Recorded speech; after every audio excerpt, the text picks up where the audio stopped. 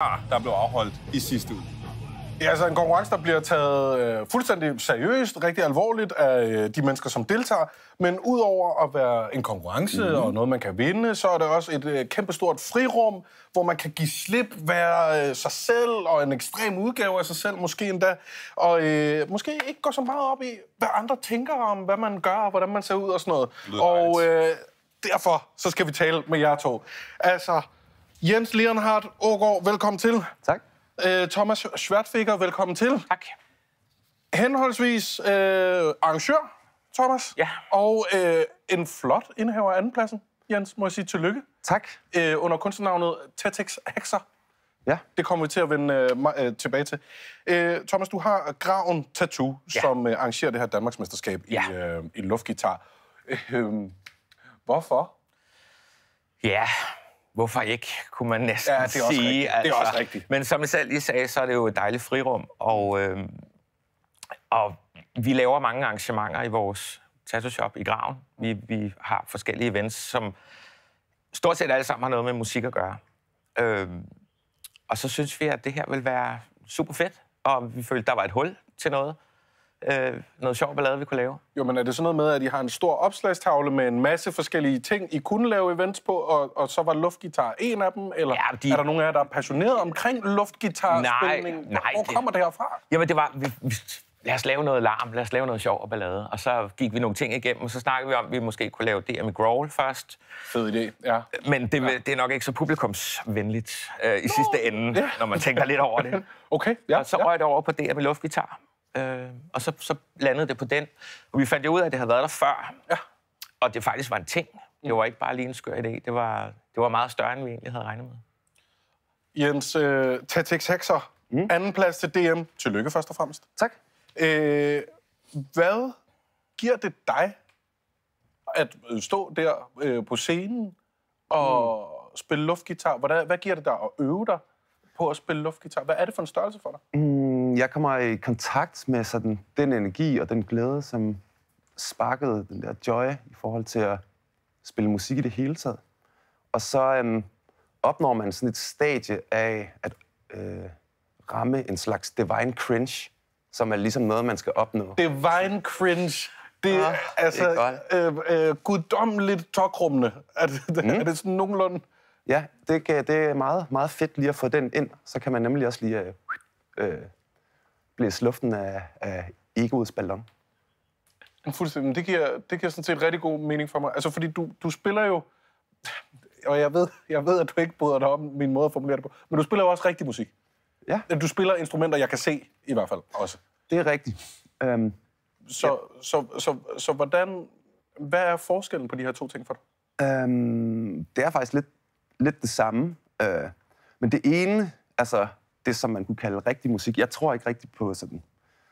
Rigtig og forkert musik? Rigtig og forkert musik, det ved jeg ikke. Jo, det kan man sikkert finde i højskolesangbogen eller konservatoriet eller sådan noget. Jeg tror egentlig, det er det samme, fordi musik i sig selv er jo luft, som ligesom tager en masse former. Det er jo lydskulpturer i real time. Og det er det også, at stå med en luftgitar. Man skal ligesom aktivere en imaginær musik. Jeg synes altså, vi trænger til at se et klip fra DM. Skal vi gøre det? Jo. Let's go.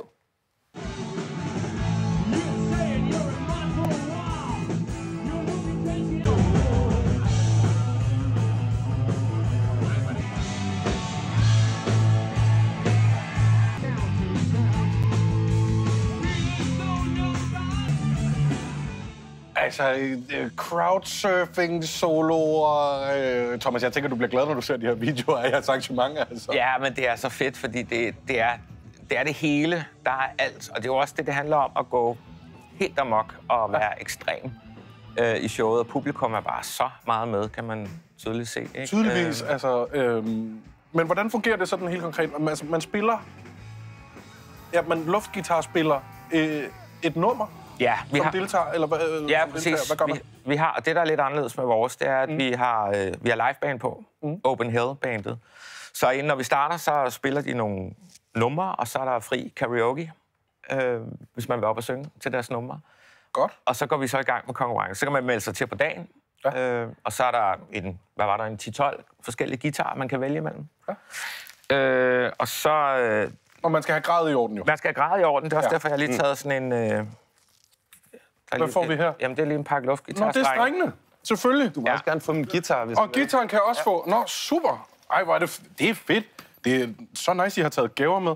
Og så skal man ligesom strenge op. Ja, så kan man vælge sin guitar dernede, ikke? Ja. Vi har nogle ret udsøgte modeller med, som regel. Okay, det er også en del af attraktionen. Det er ligesom, at det er jer, der har grejet. Ja, det må man sige.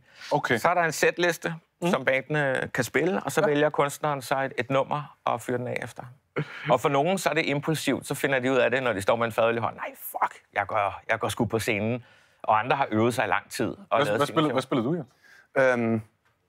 Jeg er normalt ikke til sådan den der langsomme rock, så jeg tog ligesom noget, der var sådan lidt hurtigt og hårdt.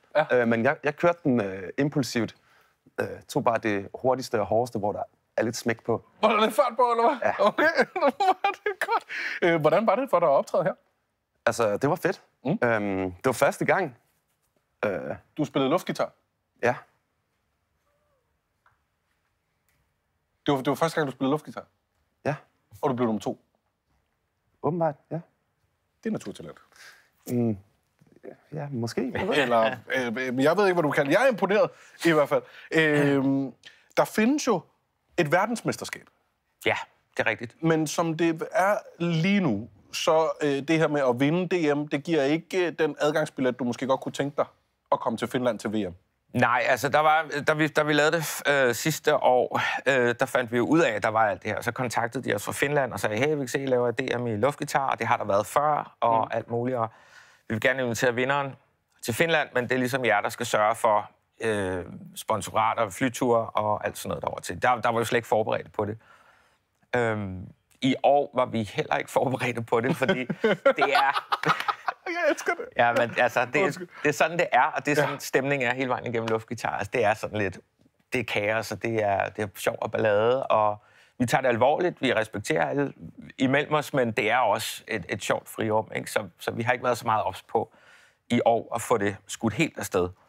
Men det er vores plan efter den succes, som det var i år, og det deltagerantal, jeg tror, vi var en 500-600 mennesker på pladsen. Ja. Så skal vi 100% have fundet nogen, der vil gå ind og sponsorere og hjælpe os med at få vinderen afsted til Finland. Ja, men du siger det bare ind i kameraet, og så kom med pengene. Og så... Kom med pengene. Vi mangler sponsorer. Jens, om lidt så skal du optræde en smule for os. Ja. Hvilket jeg glæder mig rigtig meget til. Jeg synes, det er rigtig vidunderligt, du har lyst til. Men det er ikke det samme, som du gjorde til DM. Det er mere en form for, hvis jeg har forstået det ret, en guide til, hvordan man kan komme i gang. Ja, det er en tutorial i luftgitar til jer derude i stuerne, så I kan komme i gang. Til hvad der ligesom er allervigtigst at fokusere på, inden man skal op på scenen, for eksempel. Stemme luften. Man skal stemme luften. Hvor er det godt. Jamen, Tethys Hexer, er du ikke sød bare at gå op og forberede dig? Og så imens, Thomas, altså... Ja. Hvor mange gæster havde du i år, ved du det? Jamen, jeg tror, vi var en 500-600, hvad jeg fik at vide. Det er jo et åbent arrangement. Det koster ikke noget, så alle kommer bare Hvor stort kan det her blive i Danmark? Jamen altså, nu tykkede jeg jo lidt på den efter, at vi var vokset med flere hundrede deltagere fra første år. Og det kan jo godt være, at vi kan ende på scenen på Copenhagen, for eksempel, med en finalist eller noget. Hvad ved jeg? Det kan i hvert fald blive større nu. Det er helt sikkert. Jamen, og det kan være, at det her det bliver den fuldstændig perfekte reklame. Nu skal vi have en tutorial i, hvordan man kommer i gang med at spille luftgitar med Tethys Hexer.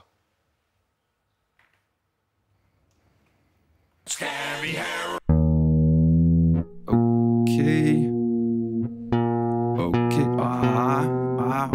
den er lidt... Sorry, I kan jo bare hjemme i stuen lige starte med at stemme. Luften går i en tuning, den hedder F-R-E-E-P-A-L-E-S-T-I-N-E. Den går i, P-dur.